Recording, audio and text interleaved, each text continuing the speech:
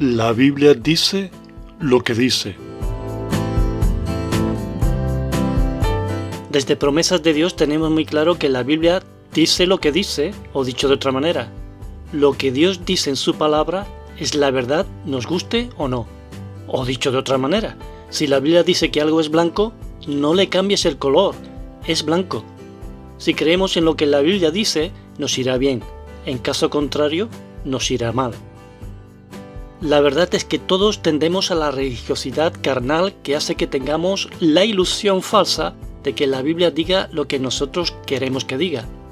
Muchas veces no es con mala intención, pero los prejuicios, las tradiciones, nuestros deseos, nuestro orgullo, nuestra ceguera espiritual, la carne, la cultura, el diablo, entre otras cosas, nos hacen ver que nuestra verdad es la verdad de Dios, pero solo la palabra de Dios, la Biblia, es la verdad. Queremos animaros a amar la Biblia, a ser amantes de la verdad de Dios, que ella sea tu única guía para tu vida. Estos días he leído acerca de la admirable actitud de Esdras. Él tenía un compromiso inquebrantable hacia la palabra de Dios. Oigamos lo que dice en Esdras capítulo 7 versículo 10. Esdras se había dedicado por completo a estudiar la ley del Señor, a ponerla en práctica y a enseñar sus preceptos y normas a los israelitas. Todo predicador, líder cristiano, pastor o persona en responsabilidad en el mundo cristiano tiene el llamado y la obligación de llevar a las demás personas a amar la palabra de Dios como única fuente de verdad. Para Esdras, la Biblia decía lo que decía, y la única actitud correcta que podía tener ante ella era dedicarse por completo a estudiarla como palabra de Dios. Se determinó a ponerla por práctica. Se dijo, si la Biblia dice lo que dice, yo la voy a vivir. No le voy a poner un pero, no me voy a justificar ni torcerla. Asumió que su función como siervo de Dios no era enseñarles a los demás lo inteligente que él era. Su vida estaba consagrada para que el pueblo de Dios tuviera una relación personal a través de su palabra. Lo que la Biblia decía hasta aquel momento era lo que Esdras enseñaba, ni más ni menos. San Agustín de Hipona, en su libro Confesiones, cuenta acerca de sus luchas personales, en especial con el sexo y los placeres mundanos. Su madre era una mujer creyente que nunca dejó de orar por él. Pero San Agustín solo cambió cuando se quebrantó ante la palabra de Dios. Leyendo la carta a los romanos, se dio cuenta de que la Biblia decía lo que decía. Él estaba viviendo una vida de pecado y nunca encontraría la paz y felicidad sin reconocerlo y sin venir arrepentido a Dios. La Biblia decía lo que decía. El pecado es pecado y te destruye y separa de Dios. Para conocer bien las Escrituras y lo que dice necesitamos evidentemente tener amor por ellas y leerlas diariamente. Aquí fallan demasiados cristianos. Algunos se conforman con haber leído la Biblia una vez, pero esto es un error. Nuestra mente y memoria es falible, falla. Necesitamos seguir el principio bíblico que Dios le dio a Josué. Nunca se apartará de tu boca este libro de la ley, sino que de día y de noche meditarás en él, para que guardes y hagas conforme a todo lo que en él está escrito, porque entonces harás prosperar tu camino y todo te saldrá bien. Si no vives bajo el mandato de este versículo, entonces nos dice que no prosperarás y tampoco las cosas te van a salir bien. Se necesita ser constante en la lectura bíblica. Hace algunas semanas hablamos del caso de Pedro que vivió con Jesús desde el principio, vio su muerte y su resurrección. Escuchó que Jesús les dijo que había que ir a todas las naciones para ser discípulos. Estuvo en Pentecostés, fue lleno del Espíritu Santo, pero no comprendió que Dios aceptaba a los gentiles sin que tuvieran que circuncidarse ni seguir los rituales judíos. Hechos capítulo 10 nos habla de su encuentro con Cornelio, en donde comprendió que Dios no hacía acepción de personas. Jesús dijo lo que dijo, pero él no lo entendió por sus prejuicios y por su orgullo, por su cultura. Un proverbio dice, no vemos las cosas como son, sino como somos. Esto es muy peligroso en todas las áreas, pero más como cristianos.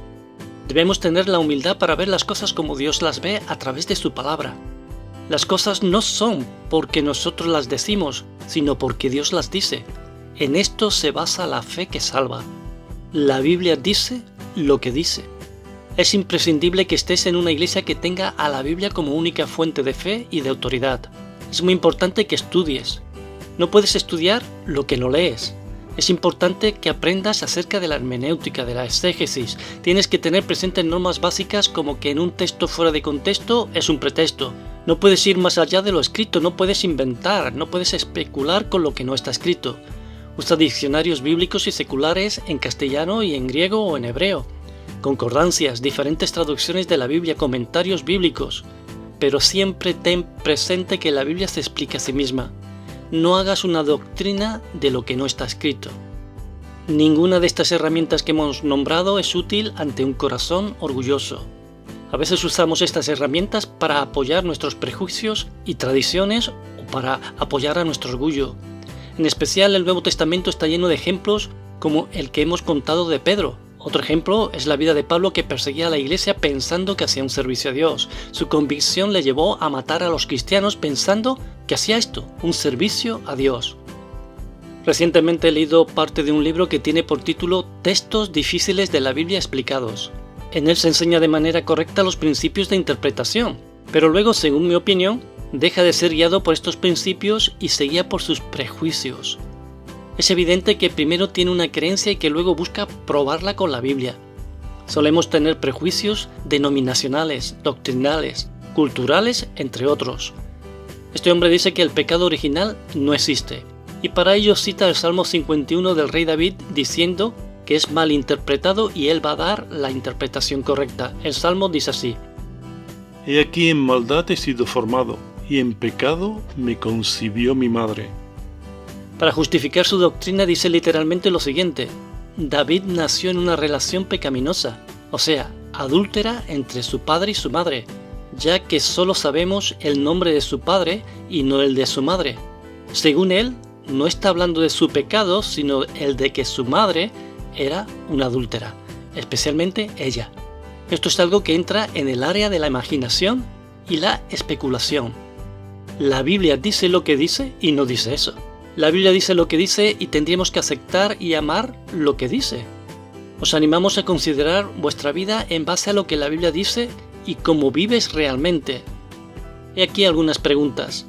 ¿Qué dice la Biblia de leer la Biblia? ¿Y qué dices tú? ¿Qué dice la Biblia en cuanto a asistir a los cultos? ¿Y qué dices tú? ¿Qué dice la Biblia en cuanto a cómo es la iglesia? ¿Y qué dices tú? ¿Qué dice la Biblia en cuanto a apoyar a la iglesia económicamente? ¿Y qué dices tú?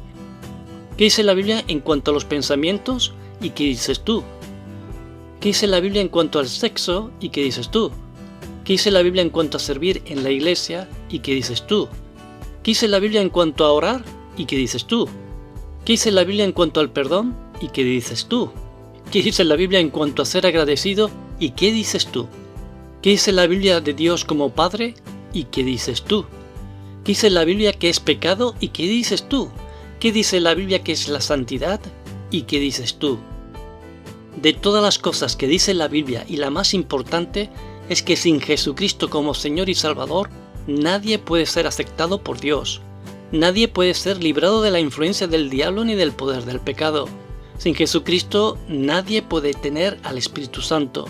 Eso dice la Biblia, pero ¿qué dices tú? ¿Quién es para ti Jesucristo? ¿Lo has aceptado como Señor y Salvador? Te dejamos con todas estas preguntas. Creemos que son muy importantes. Que Dios te ayude a reflexionar en la importancia de la Biblia como palabra de Dios. Os esperamos en un próximo programa.